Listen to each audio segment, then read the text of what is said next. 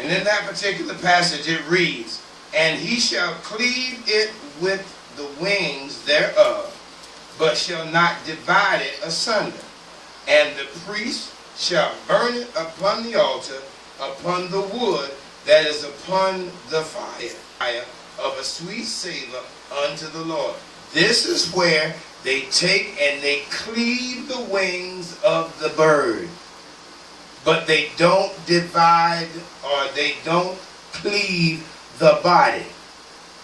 They just cleave the wing.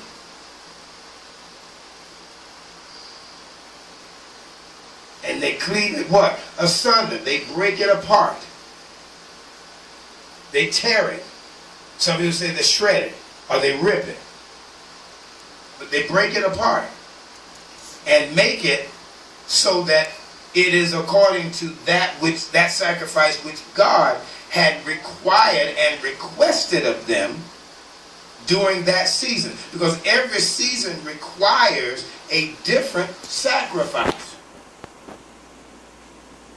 Remember, the other night we talked about the Feast of the Tents, the Feast of the Tabernacles, and what that meant and what was going on at that time.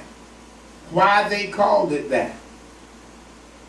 But that was a commemoration of when God brought them out of Israel, God brought Israel out of Egypt. And they would have the Feast of the Tents at the moon, not at the new moon, but when the moon was full. So they had two occasions in the month of October that they had events. They celebrated the new moon at October 1st.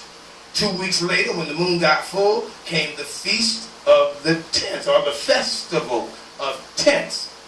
And that was the commemorative ordeal when they were brought out of Egypt by God, which means everybody would leave the city and leave their houses and go out into the wilderness, into the fields, and pitch a tent. Because at that time, they hadn't had no houses built. They had rolling tents going on. Everybody had a tent. So they would leave what they had built and the work, the labor of their hands for the time of the feast, and they would go into the field and everybody would pitch a tent for him and his family, and then they would give thanks unto God and eat unleavened bread and these kinds of things during the Feast of the Tents at the new moon time, not the full moon time. But it took place still in the month of October.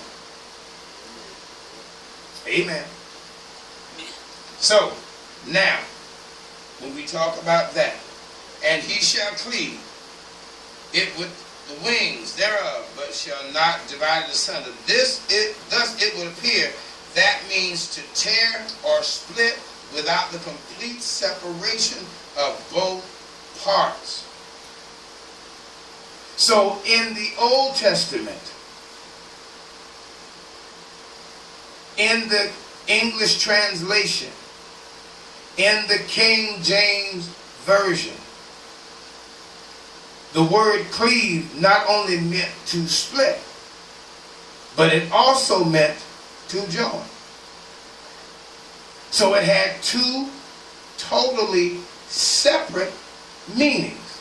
But you have to know the concept or the context that God is using, or what he is talking about, what the conditions were when he sent that word in reference to what he was dealing with when he used what word he used. So remember, you've got Bachva, you've got Shasa, and you've got Palak, which are three Hebrew words that mean cleave, but they mean different things in the English translation.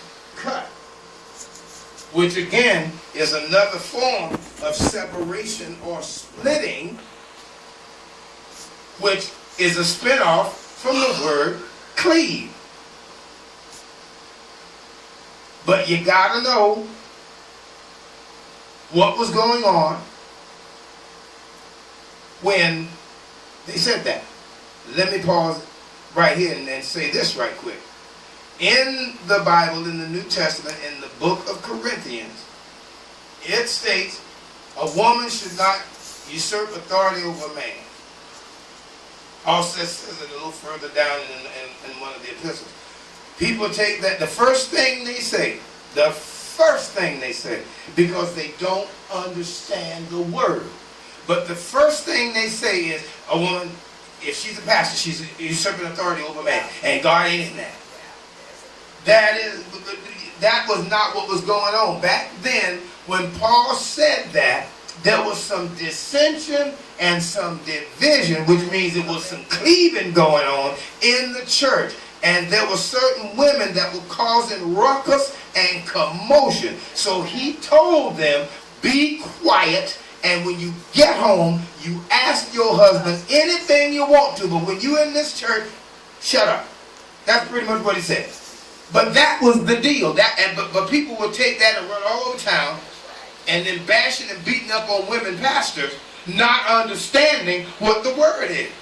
And then they get a crowd of folk, and now you got a crowd of women pastor bashers because of one particular person's interpretation of a particular passage, and they didn't do any study on the passage. They didn't do anything but just read the Bible and ask God for no understanding. You cannot rightly divide this thing unless you ask God for understanding.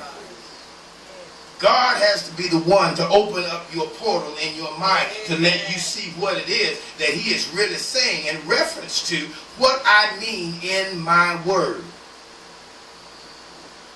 It is very,